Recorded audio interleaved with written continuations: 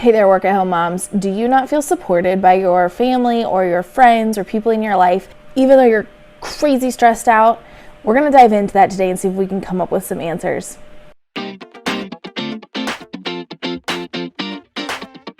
Hey guys, thanks for coming back to the channel. My name is Laurel. I've been working from home for at least 7 years now. I'm working on my 5th kid in the process. And I want to help other work-at-home moms realize that they not only have the ability to be able to work from home, but that they can find strategies that work for them. So I'm here for support. I'm here for a little bit of solidarity and some tips and tricks along the way. Today we are going to dive into a new episode in our season where we've been talking all about work-at-home mom guilt. Is that something you've got? Pretty sure we've all got it. So today we're going to talk about how you can seek support from family and friends, even when it feels really hard. I think it's really helpful to start out with the fact that a lot of work-at-home moms are really hard workers. We're go-getters. You like to get in, you like to do the work, you like to be busy, you like to stay busy, and you like to push yourself probably past the point of most sanity.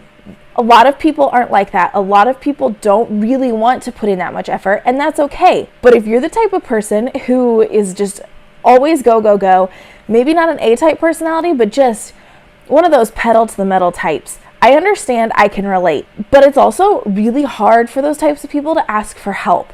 I find the biggest thing I struggle with is that I don't want to burden people. I feel like I'm a burden when I ask for help. I know other people are busy and I don't want to impact their schedules, and so I don't like asking for help. So we're going to just take a big deep breath here, and we're going to dive into a few tips that you can use as a work-at-home mom to help you remember that it is okay to ask for help, that it's okay to be human. You don't have to be super mom, as they say. In fact, I think it's really important to remember that people want to help you. There was a quote that I heard recently. I don't actually know who said it. It was like the son of somebody. So you could probably Google it and figure out exactly who did it. But the quote says, "The secret to life is that everyone wants to help you. The sooner you realize that, the sooner you'll be successful." I think it's so important to remember that people want to help you. And I also try to remember and remind myself that when I help other people, I feel really good. It makes me feel good to help people. And if it makes me feel good to help somebody, then it must make other people feel good to help me. So when you ask for help, keep these things in mind, because people probably are not feeling burdened by your request, and they probably are not upset that you're asking, and they're probably really glad that you are opening up and allowing somebody to come into your life and help you a little bit. Also, let's just keep pride in mind, because sometimes that can be a really big factor in why we don't ask for help. I can do it myself. Our toddlers all say that, and we laugh and think it's funny. And then when we say it, we're like, but I can do it myself. No, you can't. The fact is, I used to get so mad when people would share this quote, and say, you can't have it all. I'm like, why can't I have it all? I could have it all. I could figure it out. The truth is, you can have a lot of things and you can figure out ways to do it, but you can't do it all. You might be able to get it all by finding different strategies to make those things happen, but you're not going to be able to do it all. You're going to have to hand things off at some point to somebody, because you're not going to be able to have your little fingers in everything. So, before I ramble on for way too long, let's dive into a few things that you can keep in mind when asking for help as a work-at-home mom. I think the first tip that we have to really dive into is that you need to communicate properly.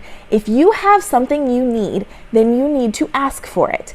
I've constantly been reminding myself over the last year not to just get so wrapped up in my feelings. I'm tired, I feel upset, I feel frustrated. What do you need right now? If somebody could do something for you that would help you, what would it be? Because I think sometimes we get so swallowed up by the things that we, are feeling in a moment. You have legitimate needs. You have legitimate feelings. But if you're just going to sit there and wallow in your feelings, it's not going to help anybody. So if you need something, if you are tired, then tell your family, I'm going to go take a nap right now. I'm going to set up an activity for you. I'm going to turn on a show for you. And then I'm going to sit down on the couch and I'm going to take a nap. I'll be ready to help you with your project in the next 30 minutes. Or let's say you've had a really long week and you're feeling really drained. You can communicate openly to your spouse and say, hey, This week has been really hard. I just need a little bit of time to myself. Can you handle dinner on Friday night? And I'm gonna run out and go to the coffee shop and take a few minutes to myself. It doesn't do any good to sit there and wallow in your frustrations and your stress and your burned outness if you can't then verbally communicate what you need to make yourself feel better. And this is something I've been working on with my kids too, because I'd love for them to be able to grasp the concept. If you need something, tell me. If they come crying to me, what do you need? What can I do? Do you want a hug? Would you like for me to put a Band-Aid on this? You know, do you need me to carry that box of toys? Instead of sitting here throwing a tantrum, could you just say, Mom, can you carry this box of toys that's too heavy for me over to the table? Obviously, children don't know these kinds of language things, but we're going to start working on it now, because someday they're going to be adults and they're going to be work-at-home moms and they're going to be business owners, and they're going to need to be able to communicate to the people around them in a clear, concise way. I'm having this problem. I need this help. This is how you can help me. Would you be willing to do that? It sounds really simple. It's really hard in practice, but I know you can do this. Another thing you can do to really help your family and the people in your life when you're needing support is to make sure you have a really structured schedule.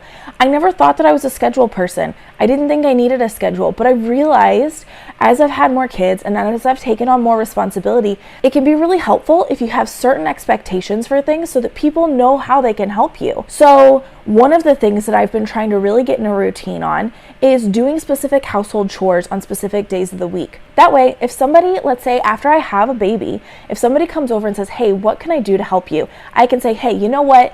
Today is Tuesday. I normally clean out my refrigerator on Tuesdays. Is there any way you could help me? You know, just clean out the refrigerator really quick, throw out the stuff that's not good anymore, wipe the shelves down, and, you know, be done with it. When you have a schedule, it makes it so much easier. A schedule and a system, it makes it easier to delegate out tasks. Another way that I have kind of incorporated this into my life is with my laundry. I have a very specific laundry system for my children specifically. Each one has their own laundry hamper in a specific color. It's a bag that it hangs. So they just take the bag, you put everything in the washer, you unzip it, throw the clothes out into the washer, put the bag in the washer with it, add some soap, start it up. Then everything goes into the dryer. Then everything goes into a laundry basket and it comes back into the house. And at that point, then everything gets sorted into their laundry their laundry bins, which I don't fold anything. I know that probably makes people squeamish, but I can't. I don't have the capacity to fold laundry right now and then watch my children dump it all out. It just stresses me out. So I take all of that laundry. They can sort it out into their shirts, their pants, and their pajamas and underwear boxes, and it's done. There's no sorting out whose sock is whose for the most part, because we don't have to deal with that. It's all just in the one basket. And that makes it so easy to pass that task on to somebody else because they already know. They know the process. I could literally write the steps down and make it really simple for somebody if they needed to know how to do a child's laundry. So systems and schedules can really help when you're seeking out assistance from other people because it makes it really easy to pass that task off to somebody else. Okay, so the other tip is to delegate tasks. It can be so hard to relinquish control of something, but when you are busy and you've got a lot on your plate, you have got to be willing to delegate tasks. It doesn't have to be anything complicated. There was one day where my daughter, I was getting ready to sweep under the table and I was like, hey, sweetie, can you just go grab the broom? I'm gonna pull the chairs out, you sweep up the floor. Did she do a great job? Not particularly, but she did it. It was delegating a task to her so that I didn't have to do it, and the floor was mostly clean. We got it good enough. It was close enough. Delegating out tasks is hard sometimes as a work-at-home mom because you think they're not going to be able to do it as well as you or as good as you, but that doesn't matter. The fact is you're delegating it out because you need to take it off your plate, and maybe you might need to train them a little better or you might need to do something a little better, but delegating the task is going to help you out. So find people that you can delegate a task to and actually ask them to do it, train them how to do it, and then enjoy the fact that they're actually able to take some pressure off of your plate. Another thing that you can do as you're trying to seek support from the people around you is to set boundaries. Now, I think it's really important to remember that a boundary, it sounds like such a cold term. I don't really like it, but I can't come up with anything better, so that's what we're gonna run with. It's a term that everybody understands. But I think you also have to remember that a boundary is not meant for the other people. The boundary is for you. So if you need a boundary because maybe you don't have enough self-control in a certain area, then your job is to set the boundary so that you're protecting what you're having trouble taking care of, and then you can do it more efficiently. The boundary is not for somebody else. So if you are having trouble, this is a good example, especially because it doesn't affect other people. If you're having trouble staying focused at work because you're getting distracted on Facebook, then you need to set up a boundary for yourself and turn on a timer on Facebook that will lock you out after so many minutes that you've been on the program.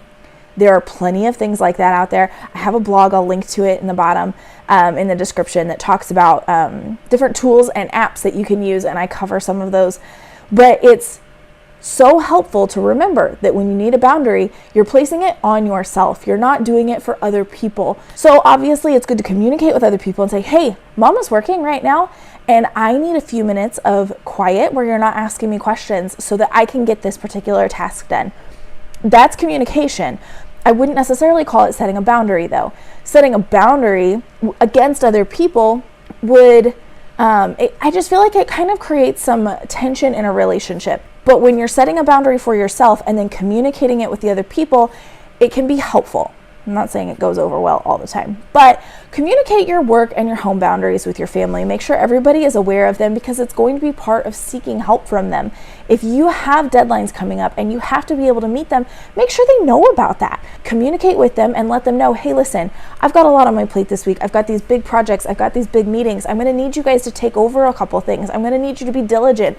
I'm going to need you to be obedient the first time so that I'm not having to constantly request that you listen to me. There's a lot of things you can do for that, but keep in mind that boundaries can be really helpful, especially when you need to place a boundary on yourself because you're struggling in an area. And finally, the last thing you can do is express gratitude. When you're seeking help from other people, thanking them, be appreciative of the time that they're taking out for you to invest in your life, be grateful, say thank you, find ways that you can reach out to them and give to them.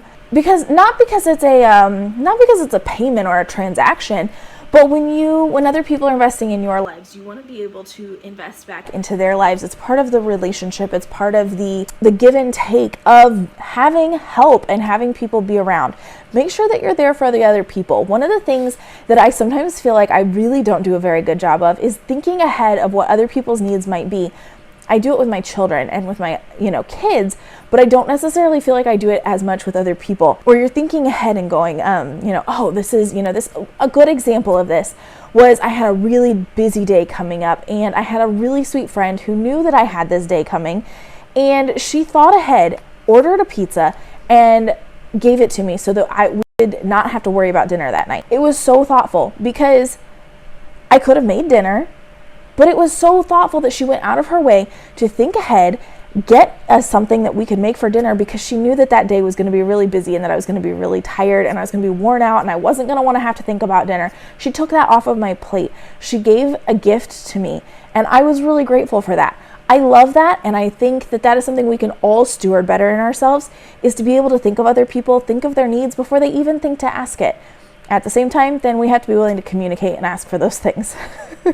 All right, as we wrap up, I just want you to remember that seeking help is just part of it as a work-at-home mom. You've got a lot on your plate. Not only are you managing your home and your family, which is a couple full-time jobs in itself, but you're also managing schedules and food and clothing. Trying to keep everybody clothed feels like a really big task at certain times of the year. You're trying to manage, and then on top of that, you're also managing your business and your deadlines and your company and your job and all of the different things that go into that as well. And you're not getting to separate and segregate time.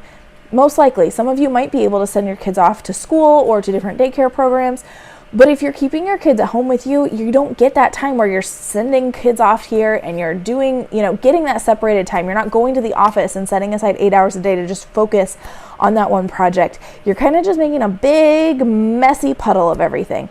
So just keep in mind that asking for help is a requirement, and it's something that you're going to have to get really good at. All right, that wraps up today's episode. I can't wait to join you again next time as we continue working out mom guilt and how that looks and what we can do to kind of help ease up on that. I hope that you have a great day, and make sure you come back for more tips, tricks, and solidarity as a work-at-home mom. Bye.